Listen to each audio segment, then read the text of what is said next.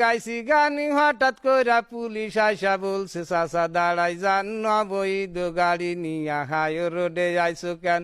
বলছি আমি চালাই গাড়ি বাগার পাড়া খাজুরাই, আজকে আমি এই রোডেতে চলে যাইছি বেজুরা। বলছি আমি নতুন আইছি এই রোডেতে চালাই না, তাউর পুলিশই বলে চাচাই জানো পালাই না। বলছি আমি মিজান স্যার মাফ করে দেন একটা বাড়ি, আমি হলাম বাগার পাড়ার প্যান কোম্পানি দিয়ে স্যার।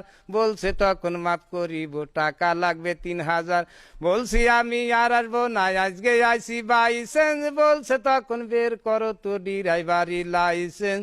এই পুলিশ কি বোঝে না, এই গাড়ির কি কাগজ হয় না, বুঝারও ভান করে কান বুঝতে কারো বাকি নাই। গাড়ির নামে মামলা দিবে আমারে দেখাইছে ভয়, দিশে বিশে না পাইয়া ডিলারকে করেছি ফোন। ডিলার সাহেব ফোন করিয়া পাঠাই দিল আর একজন নেতা গো, তার কোনো কথা তারা নাকি মানবে না। স্বরাষ্ট্রমন্ত্রী আসিলেও গাড়ি নাকি ছাড়বে না। আরে আতাউরে ঝাড়ি বেশি চুপচাপ আছে মিজান স্যার, ভাব দেখিয়া মনে হয় রাষ্ট্রপতির সমান পাওয়ার। বলছে গাড়ি থানায় নেব দেব গাড়ি পুড়ায়ে, দেখিব কোন নেতায় আছে গাড়ি নিবে ছাড়ায়ে। আমি ভাবলাম কাজ হবে না কথা বেশি বাড়ায়ে।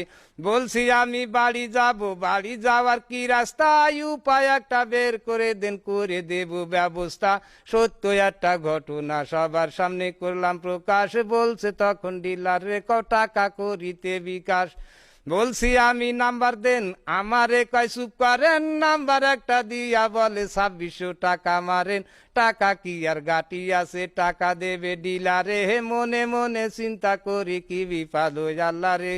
সন্ধ্যার পরে ছাড়লো গাড়ি, গাড়িতে তো আলো নেই আগের মতো চোখের জ্যোতি, তাও তো বেশি ভালো নেই। কি কষ্টে যে আইসি বাড়ি আল্লাহ মাহবুদ সেই জানে। হে গরিবের এই দুঃখের কথা এই দুনিয়ায় কে শোনে? জনগণের বন্ধু পুলিশ এই কথাটা মিশা না, কিছু কিছু পুলিশ আছে তাদের কাছে হাসা না। একদিন কিন্তু মাটির নিচে সবার হবে বিছানা। টাকা পেয়ে দেখলাম তাদের মনেতে